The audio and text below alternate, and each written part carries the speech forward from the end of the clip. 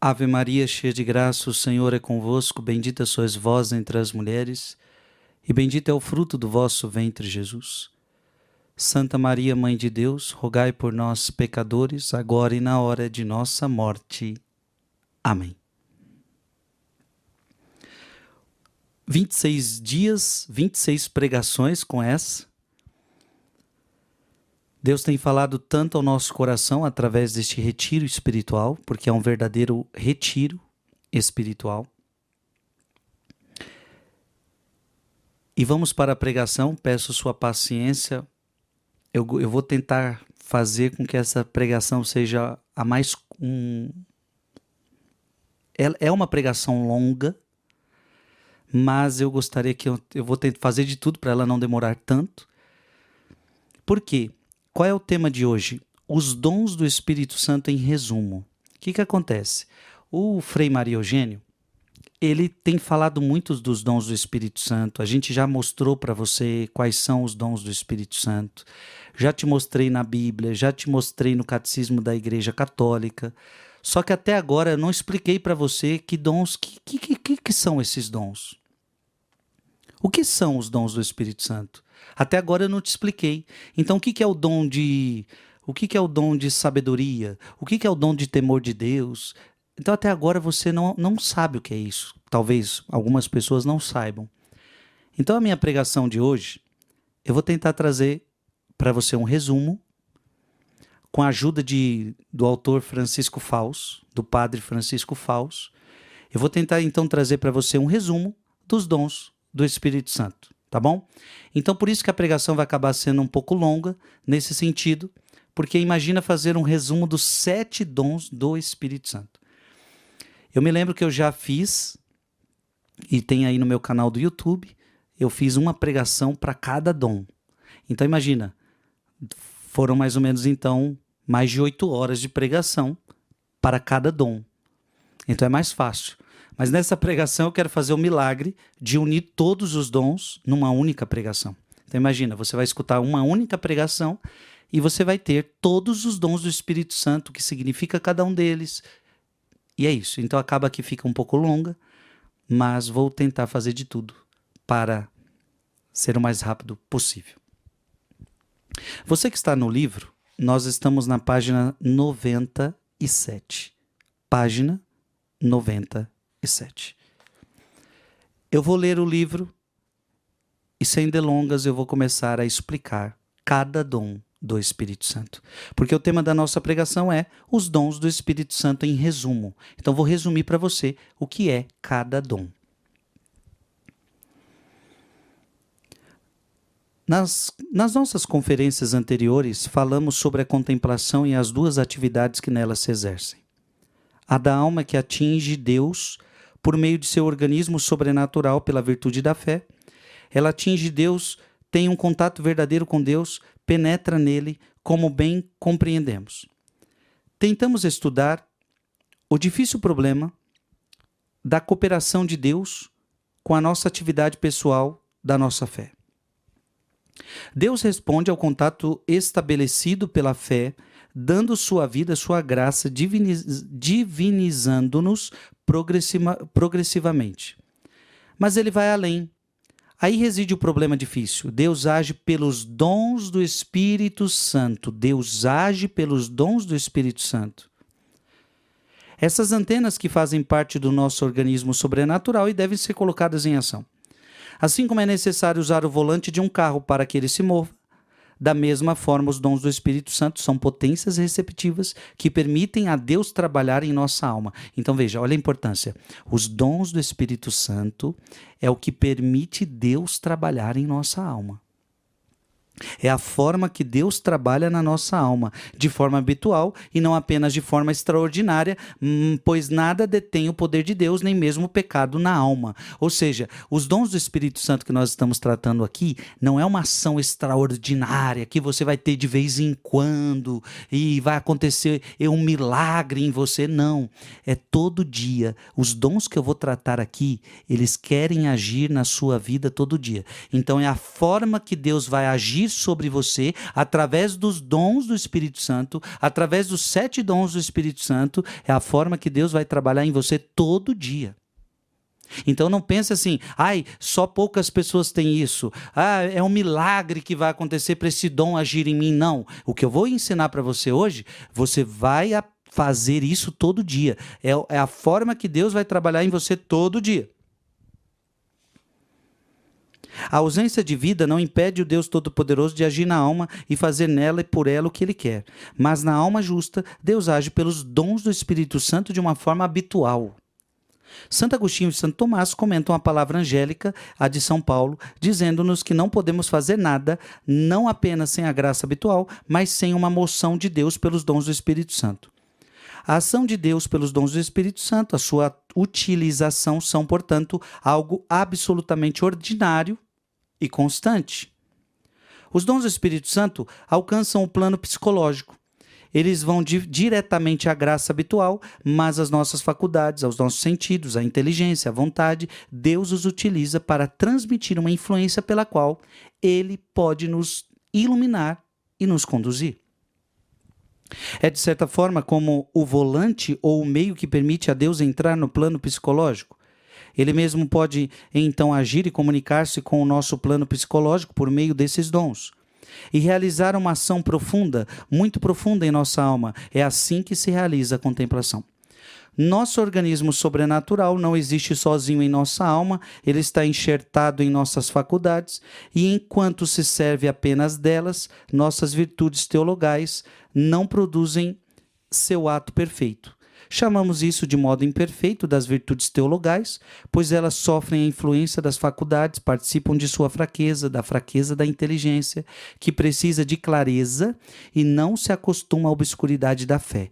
Participam da fraqueza dos sentidos, que não conseguem ficar parados.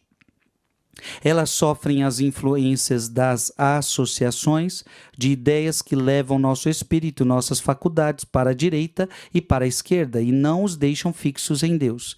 Deus é escuridão para elas, não pode ser de outra forma porque as faculdades não estão ajustadas a este objeto divino que é o infinito. As virtudes teologais são, portanto, imperfeitas, não em si mesmas, mas em seu exercício, e este será aperfeiçoado pela influência de Deus através dos dons do Espírito Santo. Sublinho. As virtudes teologais são superiores aos dons do Espírito Santo, pois elas atingem a Deus. Não se pode fazer melhor. Elas conhecem a Deus, elas o abraçam. Os dons do Espírito Santo não são superiores a elas, sob o pretexto de que nos comunicam uma influência de Deus. Esta é uma verdade sublinhada por Santo Tomás. Pronto. Frei cumpriu aqui o livro que a gente leu, que a gente está lendo, né?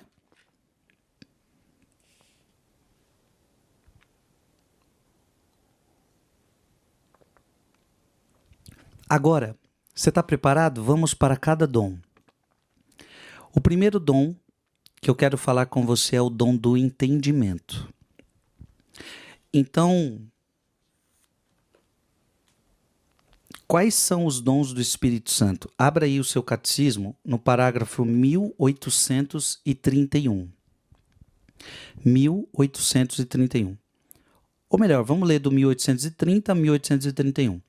A vida moral dos cristãos é sustentada pelos dons do Espírito Santo. Estes são disposições permanentes que tornam o homem dócil para seguir os impulsos do mesmo Espírito. Os 7 dons do Espírito Santo são sabedoria, inteligência, conselho, fortaleza, ciência, piedade e temor de Deus. Ok? Vamos agora meditar cada um desses dons. O primeiro dom, o dom do entendimento.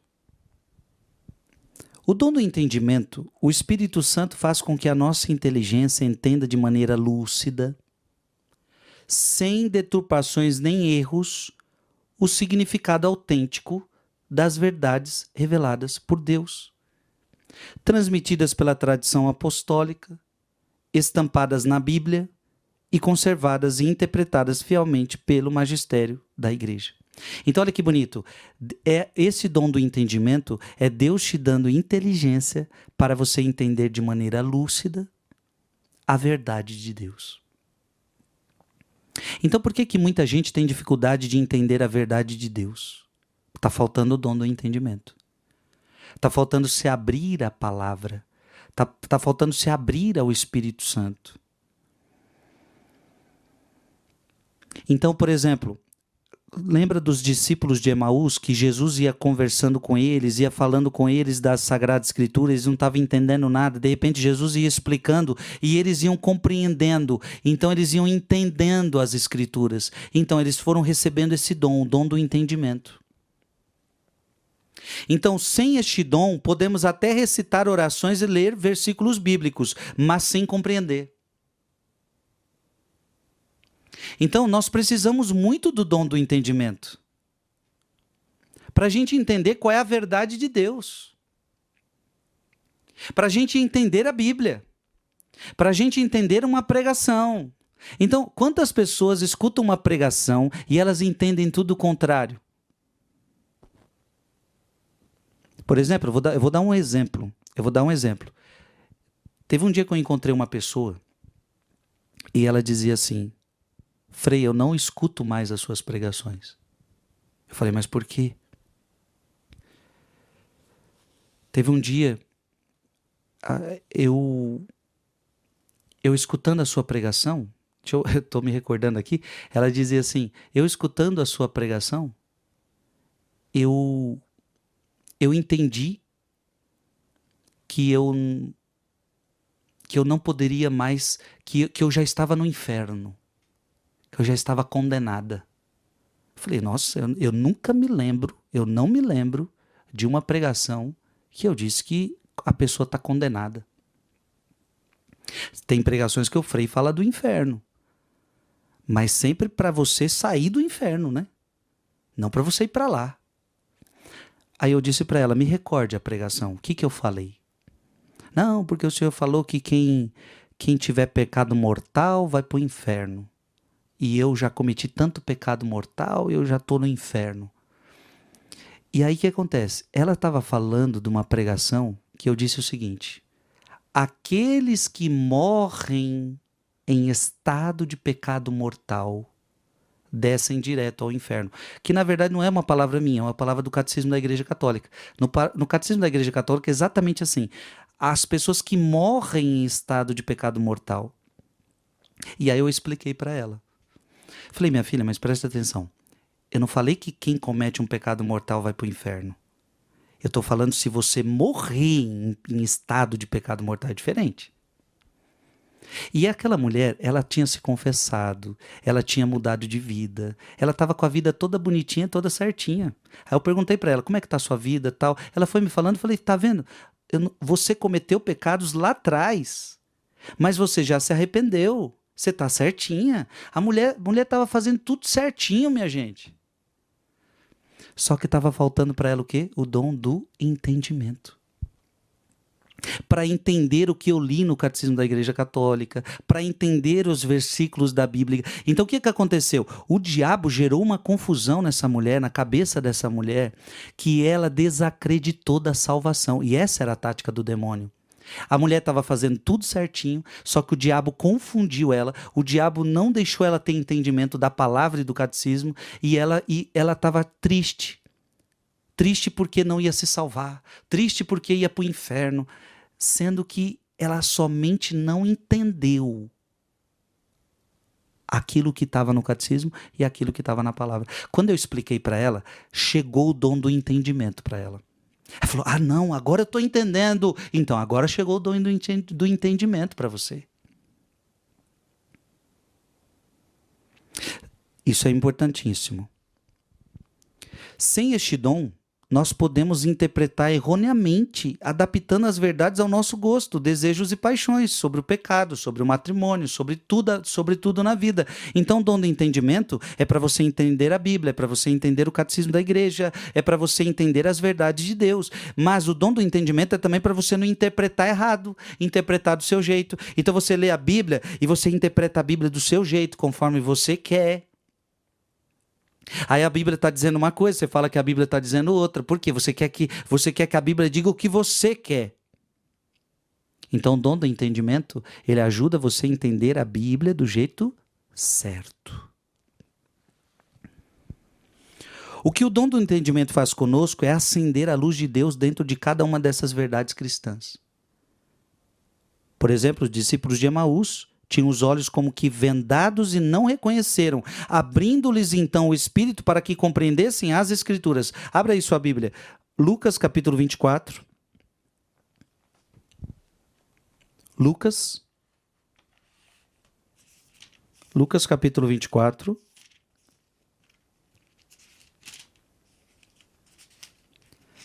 Versículo 45.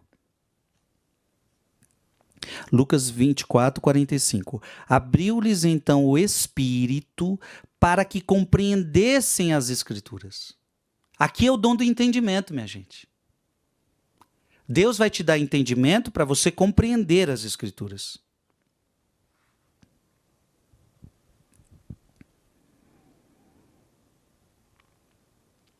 Atos dos Apóstolos, capítulo 16. Atos dos Apóstolos, capítulo 16, versículo de 14 a 15. Atos dos Apóstolos 16, 14 a 15. Uma mulher chamada Lídia, da cidade dos Tiatirenos, vendedora de púrpura, temente a Deus, nos escutava. O Senhor abriu-lhe o coração para entender as coisas que Paulo dizia. Então, para você escutar essa pregação que eu estou fazendo agora, você precisa de entendimento. Um dom do Espírito Santo, você está entendendo? Então, Deus deu um dom do entendimento para que as pessoas entendessem o que Paulo estava dizendo. Então, sem o entendimento, a gente não entende a Bíblia, a gente não entende a doutrina de Deus. Amém?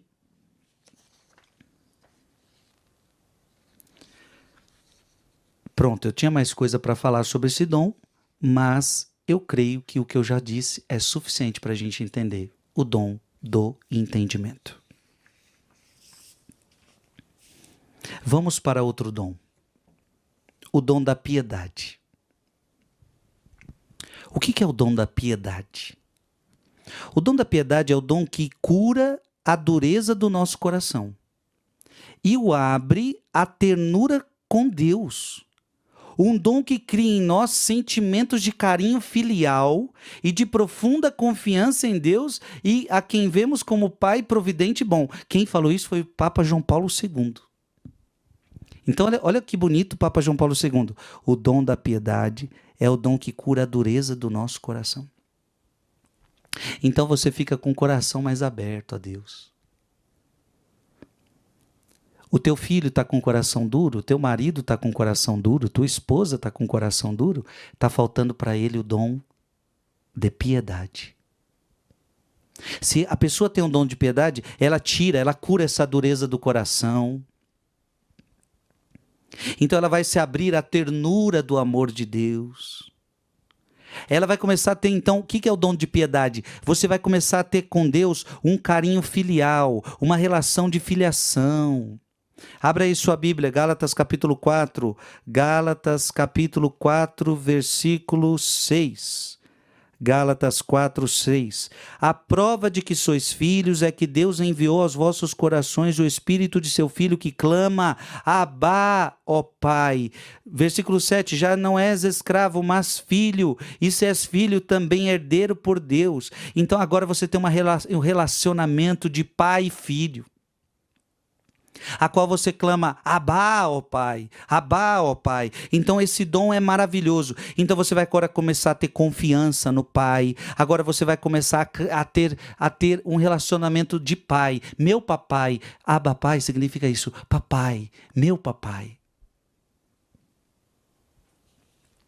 O dom da piedade nos leva à mais sincera e piedosa oração. Então o dom da piedade faz você rezar melhor, porque você vai tratar Deus como Pai.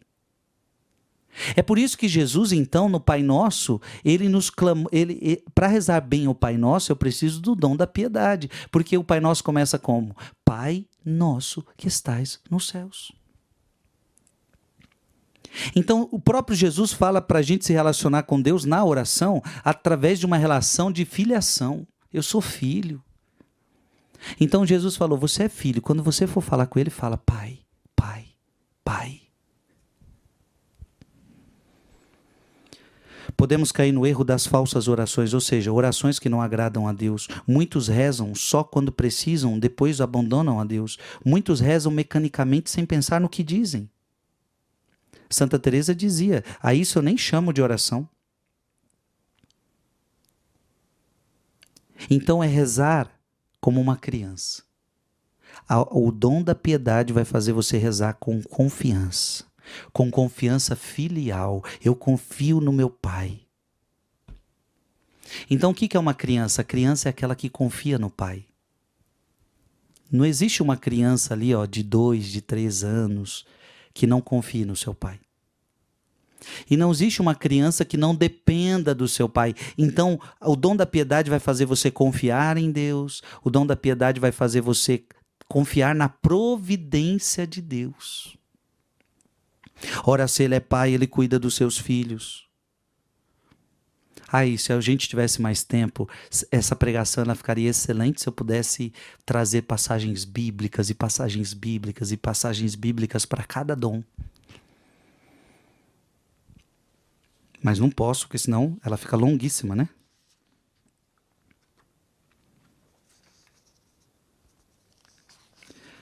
Eu teria muita coisa para falar do dom da piedade. Mas repito, se eu falar tudo que eu tenho para falar, nós fica 3 horas aqui. O dom da sabedoria. A fé da igreja enumera 7 dons do Espírito Santo, baseada nas palavras do profeta Isaías. Isaías 11, de 1 a 2. Aliás, vamos ver Isaías 11, de 1 a 2, para a gente reler esse texto, para você entender onde que estão esses dons na Bíblia. Onde estão esses dons na Bíblia? Isaías 11, 1 a 2. Um renovo sairá do trono de Jessé, e um rebento brotará de suas raízes. Sobre ele repousará o Espírito do Senhor, Espírito de sabedoria e de entendimento, Espírito de prudência e de coragem, Espírito de ciência e de temor do Senhor.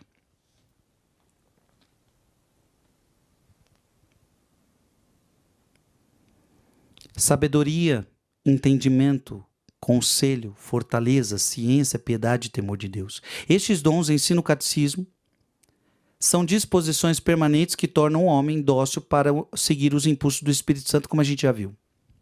Então, o que é o dom de sabedoria? Vamos para o dom de sabedoria. É um conhecimento das coisas de Deus impregnado de amor. E quem vai falar isso também é o João Paulo II. Então, veja bem, o dom do entendimento vai fazer você compreender as coisas. Agora, o dom da sabedoria é o seguinte, é um conhecimento, você vai conhecer as coisas de Deus, mas impregnado de amor. Então, é aquele conhecimento que você conhece, mas você ama, sabe? É aquele conhecimento saboroso. Então, porque assim, você pode ler a Bíblia, beleza, você sabe, eu sei tudo da Bíblia, só que é aquele conhecimento seco, aquele conhecimento somente intelectual, aquele conhecimento que não faz você amar a Deus. Não, o dom da sabedoria vai fazer você ter conhecimento das coisas de Deus, mas impregnado de amor. Então, à medida que você conhece, aí você ama mais. Graças ao qual a nossa alma ganha familiaridade cordial com as realidades divinas e chega a ter delas um conhecimento amoroso, saboroso, delicioso e feliz. Então, o dom da sabedoria é maravilhoso.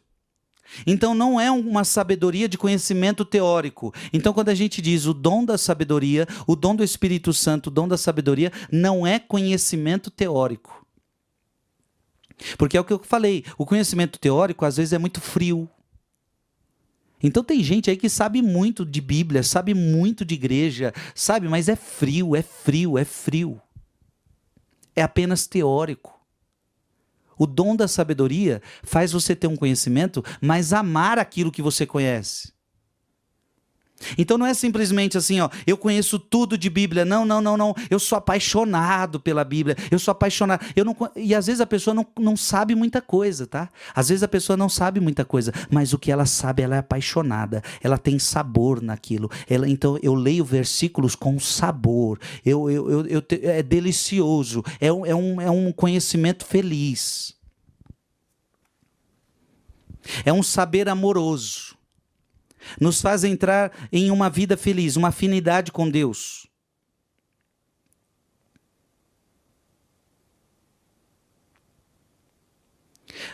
Abra sua Bíblia em Mateus, capítulo 13, versículo 14. Mateus, capítulo 13, versículo 14. Assim se cumpre para eles o que foi dito pelo profeta Isaías. Ouvireis com os vossos ouvidos e não entendereis. Olhareis com os vossos olhos e não vereis. Versículo 15. Porque o coração deste povo se endureceu. Taparam os seus ouvidos e fecharam os seus olhos, para que seus olhos não vejam e seus ouvidos não ouçam, nem seu coração compreenda, para que não se converta e ouçare. Veja, Jesus está falando aqui com os fariseus, porque eles tinham conhecimento teórico, mas não tinham sabedoria. Eles não tinham dom do entendimento verdadeiro. Eles não tinham dom de sabedoria. Então, se nos abrirmos ao Espírito Santo, Ele nos concederá o dom da sabedoria. Então, nós vamos experimentar as maravilhas de Deus. As coisas de Deus não parecerão mais pesadas. Então, assim, para quem não tem um dom de sabedoria, aí o conhecimento de Deus se torna pesado. Ai, ler a Bíblia é muito chato. Ai, não sei o que, ir para a missa é muito chato. Entendeu? Tá faltando o dom de sabedoria. Quando você tem um dom de sabedoria, conhecer as coisas de Deus é gostoso, é saboroso, é um conhecimento feliz. Se eu pudesse, eu estudava a Bíblia o dia inteiro. Se eu pudesse, eu assistia a pregação o dia inteiro. Se eu pudesse, eu ia mais na Santa Missa. Entendeu? Então é esse conhecimento saboroso. Você desfruta disso. Vou reler e a gente pula para outro dom, São João Paulo II. É um conhecimento das coisas de Deus, impregnado de amor, graças ao qual a alma ganha familiaridade cordial com as realidades divinas e chega a ter delas um conhecimento amoroso, saboroso, delicioso e feliz.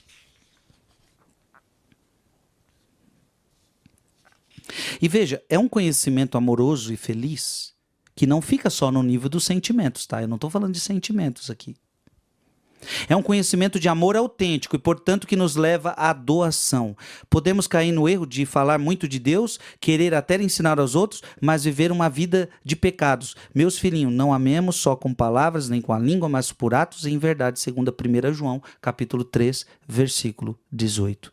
Então, é um conhecimento amoroso e feliz que não fica só no sentimento, mas se torna prática na nossa vida. Vamos para outro dom, o dom da ciência. O que é o dom da ciência? Papa João Paulo II também nos explica. O Espírito Santo nos dá a conhecer o verdadeiro valor das coisas criadas na sua relação com o Criador. Gente, olha que fantástico esse dom. Então nós temos que aprender a nos relacionar com o Criador. Nós temos que aprender a nos relacionar com as coisas que Ele criou. Então tem gente que está se relacionando errado com a criação. Então o Espírito Santo, através do dom de ciência, dá a você o verdadeiro valor das coisas criadas na sua relação com o Criador. Ou seja, o sentido autêntico que as coisas do mundo têm aos olhos de Deus. Então qual é o sentido do sexo? Quem tem um dom de ciência vai entender. Qual é o sentido do casamento? Quem tem um dom de ciência vai entender. Qual é o sentido de toda a criação das árvores, dos animais? Quem tem o dom de ciência vai compreender.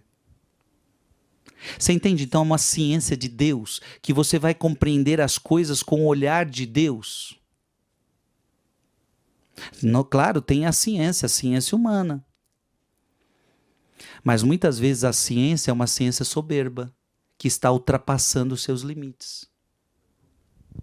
Cuidado, meu irmão, cuidado para você não achar que tudo que a ciência faz, a ciência humana, ela está indo no caminho certo, tá? Tem muitas coisas que a ciência tem feito que está ultrapassando os seus próprios limites. No sentido de respeito ao que Deus criou. No sentido de respeito ao que Deus criou. Então nem tudo se pode fazer. Porque tem que se ter um respeito, tudo que Deus criou tem que ser respeitado. Existe uma moralidade em tudo que Deus fez. Sim, existe uma moralidade em tudo que Deus fez. Você não pode pegar as coisas que Deus fez e fazer do jeito que você quer. Não, você tem que respeitar. Deus fez os animais com uma determinada finalidade. Deus fez a natureza com uma determinada finalidade. Deus fez o homem e a mulher com uma determinada finalidade. Então não somos nós que agora temos que pegar a criação e usar dela como a gente quer. Precisamos do dom de ciência. Ou seja, o sentido autêntico que as coisas têm no mundo aos olhos de Deus. E, portanto, o sentido que deveriam ter também aos nossos olhos. Esse dom, então, nos faz enxergar as coisas com os olhos de Deus. Gente, esse dom é maravilhoso, esse dom é necessário. Então, enxergar o homem com olhos de Deus, enxergar a mulher com os olhos de Deus, enxergar o casamento com os olhos de Deus, enxergar a criação com os olhos de Deus. Ah, se o mundo está precisando tanto do dom de ciência, mas do dom da ciência do Espírito Santo.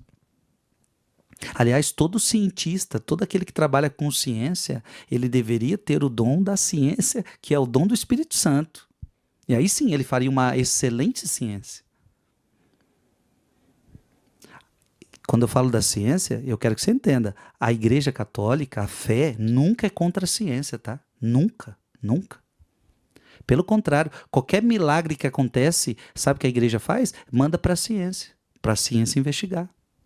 Ah, aconteceu um milagre, por exemplo, milagre de Lanciano, aconteceu, a hóstia virou carne, o vinho virou sangue, mas aqui que a igreja faz? Manda para os cientistas investigarem. O quadro de Nossa Senhora de Guadalupe, que é um verdadeiro milagre, o que a igreja fez? Manda a ciência investigar. Então, igreja e ciência nunca teve briga. Agora, quando a ciência ultrapassa os seus limites, aí a igreja não concorda. Porque é preciso o dom de ciência aqui, dom do Espírito Santo, ou seja, olhar tudo com os olhos de Deus. E tudo que Deus fez tem o porquê, tem uma finalidade. Você tem que respeitar a finalidade para a qual Deus criou. Você está entendendo? Então, o dom de ciência faz você respeitar a finalidade do Criador.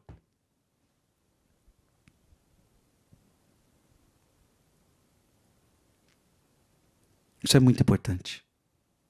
E aqui, meu Deus, se eu pudesse, eu pregava um monte de coisa em cima disso aqui.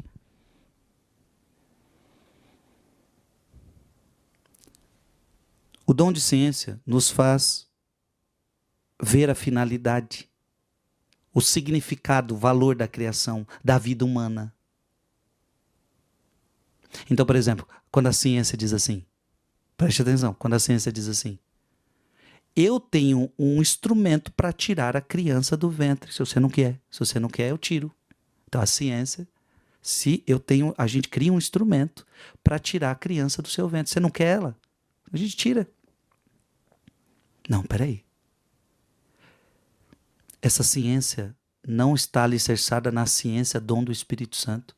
Porque a ciência dom do Espírito Santo respeita a finalidade das coisas. A ciência, dom do Espírito Santo, respeita o valor da criação, respeita o valor da vida humana, respeita o valor da natureza, dos bens materiais, do nosso corpo, do sexo, da saúde, da dor, do prazer, do trabalho, do descanso, em suma, de todas as realidades deste mundo. O dom da ciência é importantíssimo.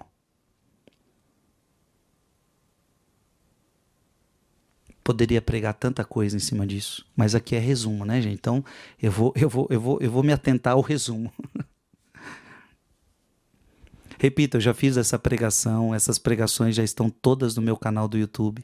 Se você procurar lá, Dom da Ciência, Frei Gilson, você encontra. Dom do Entendimento, Frei Gilson, você encontra. Então eu fiz uma pregação sobre cada. Inclusive essa pregação ela já está pronta. Só que se eu pregar aqui, eu já falei, eu já estou falando aqui há 34 minutos. Se eu falar tudo que tem aqui, ficaria longa.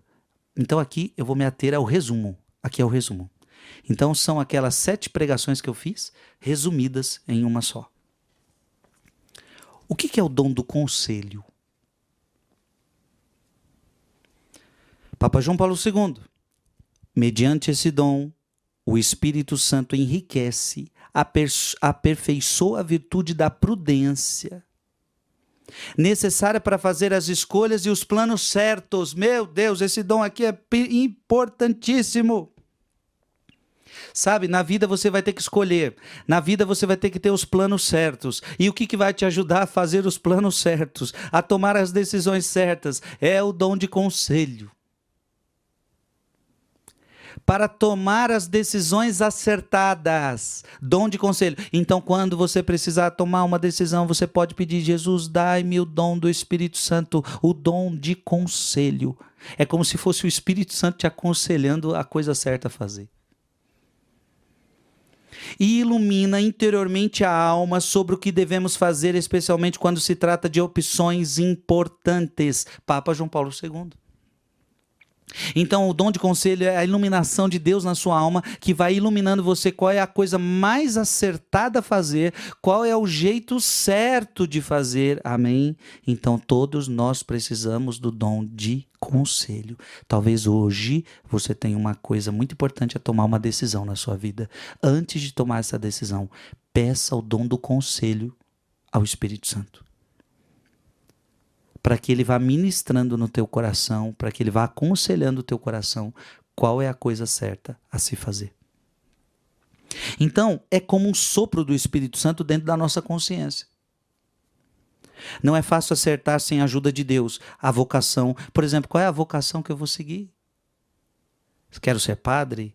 Quero ser frei, quero ser freira, quero entrar numa comunidade, quero entrar nessa pastoral, quero entrar, sei lá, tantas coisas, vocação, missão. O que eu faço? Peço o dom do conselho. Casar ou não casar? Com determinada pessoa? Continuar esse namoro ou não continuar? Continuar esse noivado ou não continuar? Peço o dom do conselho ao Espírito Santo. Trabalhar ou não naquele lugar? Peça o dom do conselho ao Espírito Santo. Compra ou não compra este carro? Venda ou não venda esta casa? Peço o dom do conselho ao Espírito Santo. Como ajudar o meu filho que se envolveu em drogas? Eu falo o que para ele? Eu ajo como com ele? Peço o dom do conselho ao Espírito Santo. É o dom necessário não só para grandes ocasiões, mas para as coisas comuns do dia a dia. Faço ou não faço isto? Como fazer? É um dom importantíssimo, importantíssimo. O dom do conselho também é um dom dado por Deus a você, para que você possa aconselhar as outras pessoas. Tem gente que vem pedir conselho para você. Mas se você não der o conselho certo, você pode atrapalhar. Então, em mais do que ajudar, você pode atrapalhar. Gente, um conselho errado é pior do que tudo.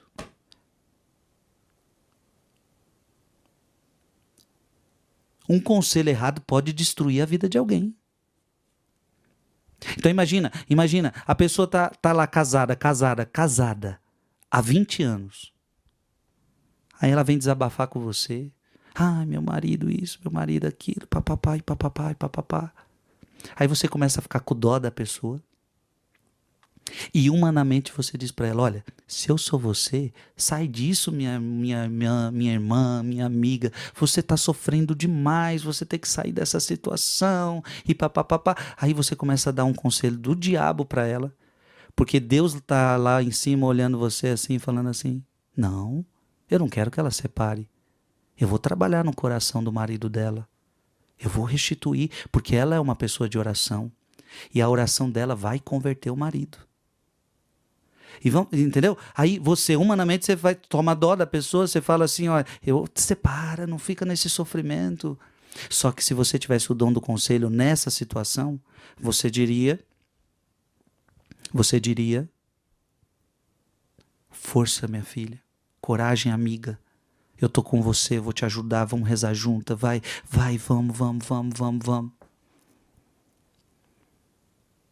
Claro, eu tô dando um exemplo num caso específico que não seria o de separação, né?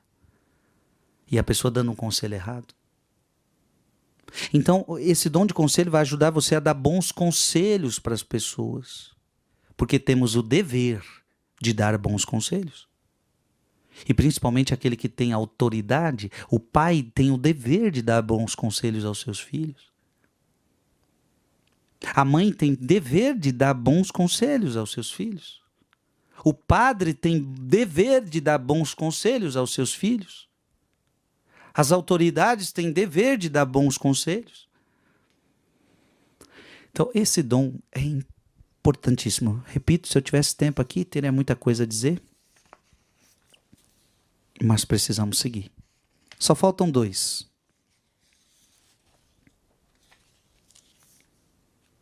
O temor de Deus. O que é o temor de Deus? O temor de Deus não é ter medo do julgamento de Deus, da severidade de Deus. Deus não é um fiscal ou um juiz rigoroso. O que significa o dom do temor? Papa João Paulo II disse: não significa medo irracional, mas sentido da responsabilidade e da fidelidade à lei de Deus. Então não é medo, mas responsabilidade.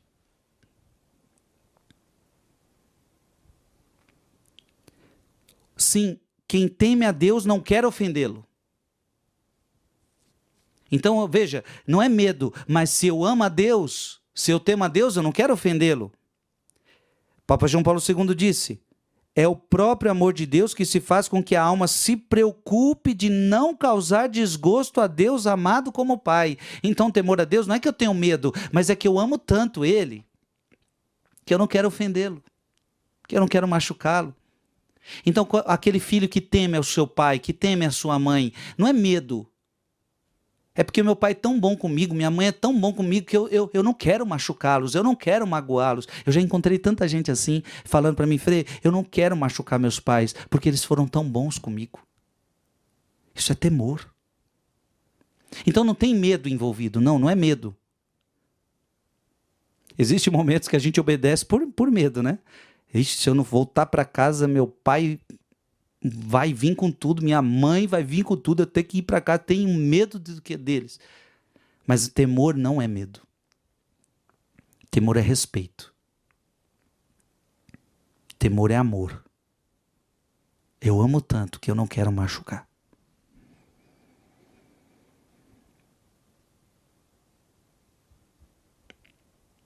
Então, na prática, você vai ter temor a Deus não querendo ofendê-lo em nada, nem no pecado mortal, nem no pecado venial. Você tem respeito, você tem amor, você não quer ofender a Deus. Amém? Teria muitas coisas a dizer, mas é um resumo. Vamos para o último dom, que é o dom de fortaleza. O que é o dom de fortaleza? O dom da fortaleza é o dom que nos torna capazes de assumir com coragem as lutas necessárias para levar uma vida cristã santa. Ah, como a gente precisa deste dom. O dom da fortaleza é o dom que te traz coragem para enfrentar a vida, para enfrentar os problemas, para enfrentar as dificuldades, para enfrentar a cruz. Então, por exemplo, quando Jesus falava para os apóstolos que ele ia morrer, que ele tinha que enfrentar a cruz, aí o Pedrão falava para Jesus: não, eles tinham medo, eles não tinham, né? Quando Pedro é confrontado com aquela mulher que pergunta para ele: você não é um dos apóstolos? E ele fala: eu não conheço ele não. O que faltava para Pedro? Pedro faltava coragem, faltava fortaleza. O que Pedro precisava era do dom de fortaleza. E é tão bonito, né? Porque aí Pedro, depois da morte e ressurreição de Cristo, Pedro recebe o Espírito Santo no cenáculo. O que acontece depois? Pedro começa a pregar nos telhados. O que Pedro recebeu? Dom de fortaleza. Agora Pedro não tem mais medo, Pedro tem coragem, Pedro enfrenta. Este Jesus que vocês crucificaram, ele aponta o dedo e fala: esse Jesus que vocês crucificaram, ele está vivo agora. E aí falavam que ia prender Pedro, e Pedro estava nem aí, Pedro continuava pregando. Sabe o que faz isso acontecer? Dom de fortaleza. Nada para a pessoa. Agora que se ela está na verdade, se ela está em Deus, se Deus está pedindo para ela fazer, ela faz. Ela não tem medo da cruz, ela não tem medo da cruz. Vou prender você, Pedro. Que prenda, que prenda. E ele continuava pregando. Aí prendia Pedro. Aí vinha um anjo, libertava Pedro da prisão. Quando terminava, sabe o que ele fazia? Continuava pregando de novo. Por que os caras queriam naquela época? Os caras queriam fazer o seguinte, olha, vamos intimidar, vamos prender o líder, vamos prender Pedro, que é o líder, e se a gente prender o líder, os outros vão parar de pregar. Aí se a gente prender o líder, não vai pregar de novo. Que isso? Não, nada parava aqueles homens, porque eles tinham dom da fortaleza, eles tinham coragem. Então prendia Pedro, os outros não paravam de pregar, porque Pedro estava preso. E depois que Pedro saiu da prisão, ele começou a pregar de novo. Meu Deus, é impressionante. Ter coragem para ir atrás dos propósitos que Deus sonhou para você, por mais difíceis que sejam. Quantas vezes Deus tem um propósito para você e você foge por medo? Você tem medo de enfrentar o propósito. Quem tem medo não faz, minha gente. Quem tem medo não faz. Quem tem medo volta para trás. Quem tem medo arreda o pé.